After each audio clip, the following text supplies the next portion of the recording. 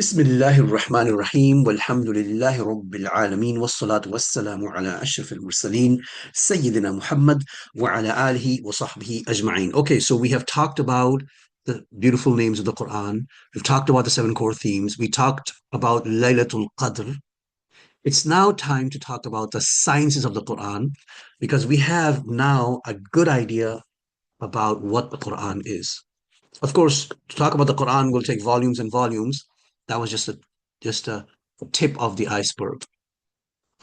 So, simply put, Quranic sciences are those critical disciplines that are necessary to understand the various aspects of the Quran. If you don't know Quranic sciences, if you don't know the disciplines, we cannot understand the Quran. We cannot even read the Quran without the Quranic sciences.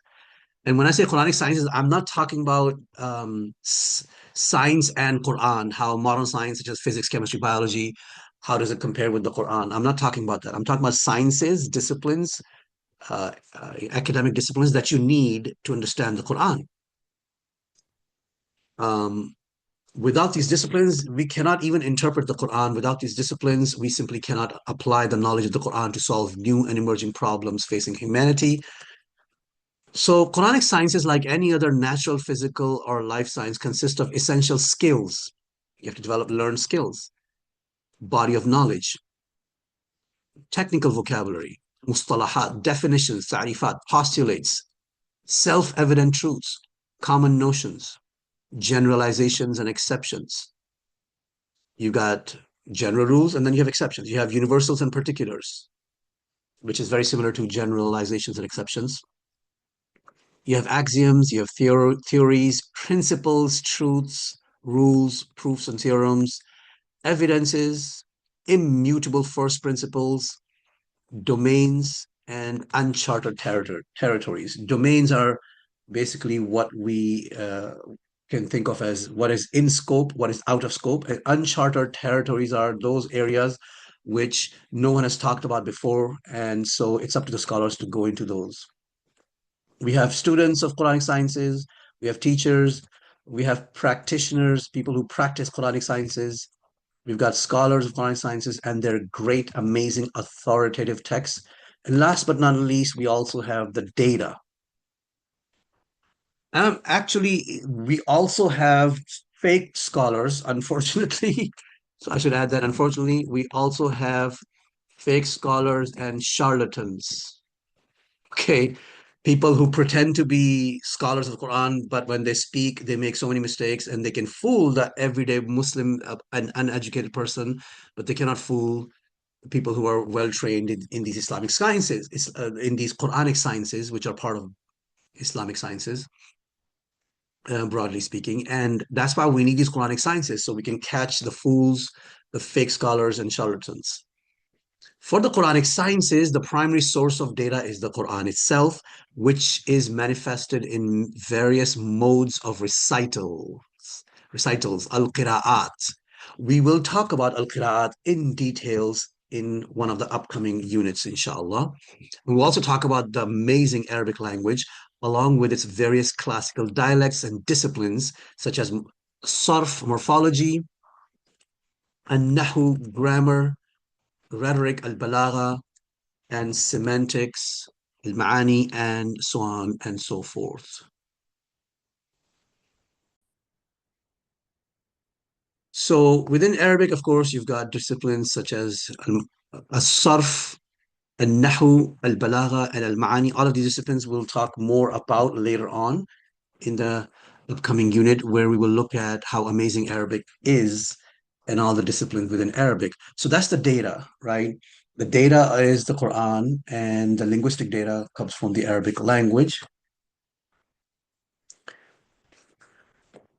On the next page, let's look at specific Quranic sciences. Some of them are introduced in this textbook, some of them are not introduced in this textbook because it's impossible to talk about them without getting into details. They require special study and special courses and special books. So the Quranic sciences that are introduced in this book, first is the Arabic sciences, which are ulumul lugha, sciences of the language, again, as-sarf, al-nahu, al-balagha, al-ma'ani, al-adab, which is literature, and so on and so forth, ila akhiri, etc. And we'll talk about that on this page here. The next science is orthography or script writing.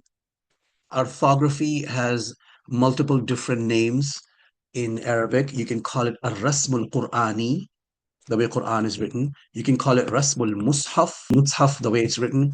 You can also call it a rasm al-Uthmani. And there are different reasons, historical reasons for why these terms are used as names for the discipline of orthography, which deals with how the Quran is written, what are the rules of writing.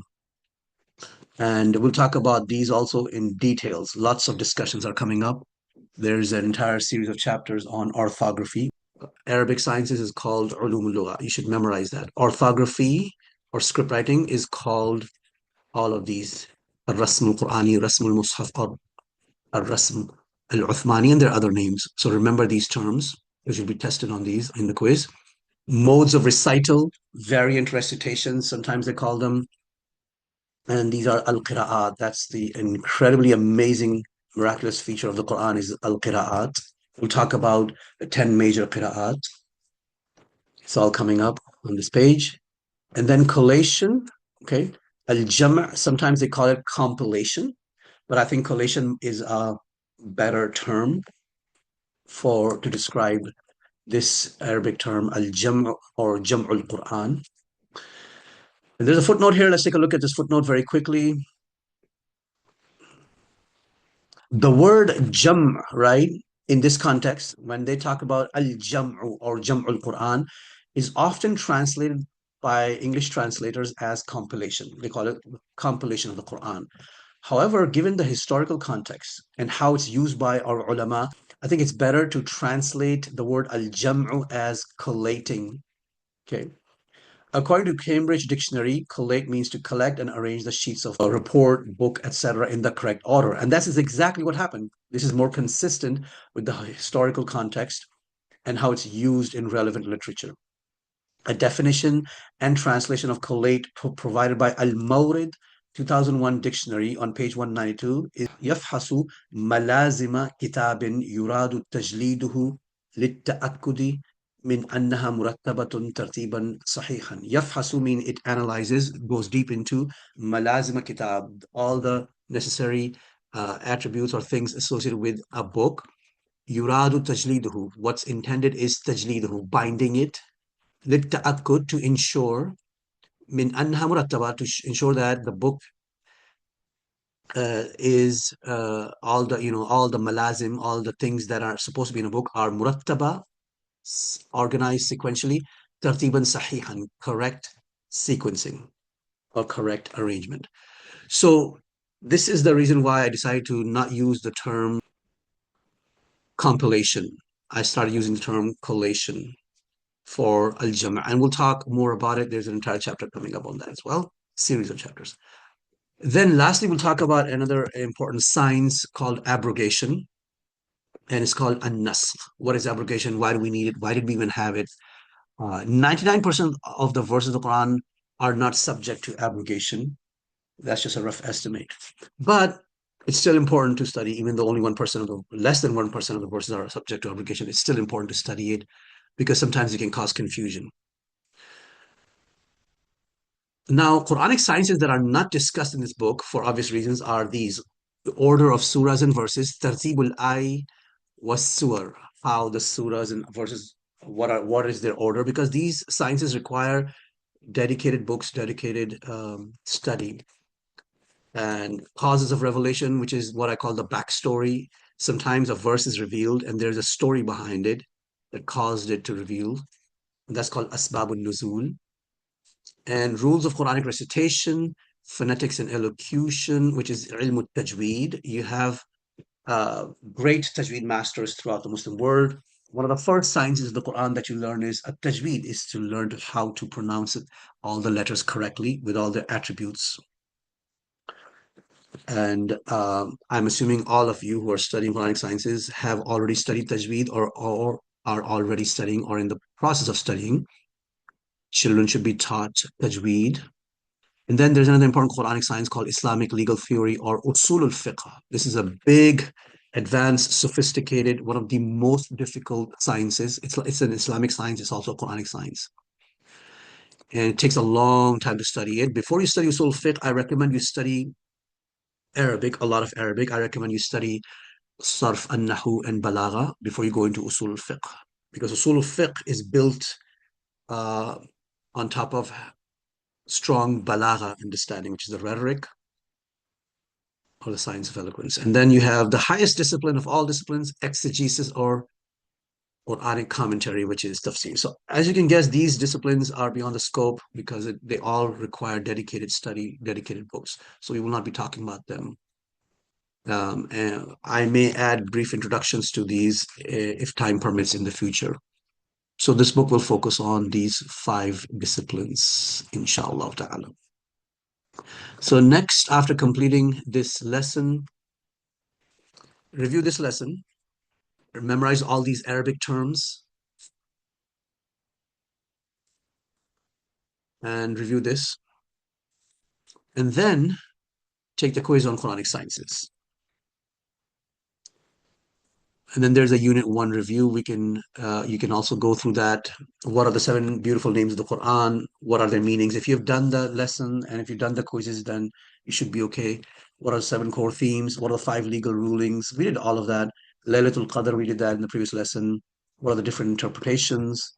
What's a Quranic science? That's what we talked about in this lesson. And which 10 signs of the Quran were mentioned in this chapter, which ones are detailed in this book and which ones are not covered. Some are not covered, obviously. And then, so that's it. That's unit 1 of this textbook. I may add more lessons in the future, but for now, that's all we have. And then there's going to be a final test for this unit 1. And then, inshallah, in the next lesson, we'll go into unit 2, where we will look at empirical, rational, and miracles, a very, very important topic. والحمد لله رب العالمين والصلاة والسلام على أشرف المرسلين سيدنا محمد وعلى آله وصحبه أجمعين.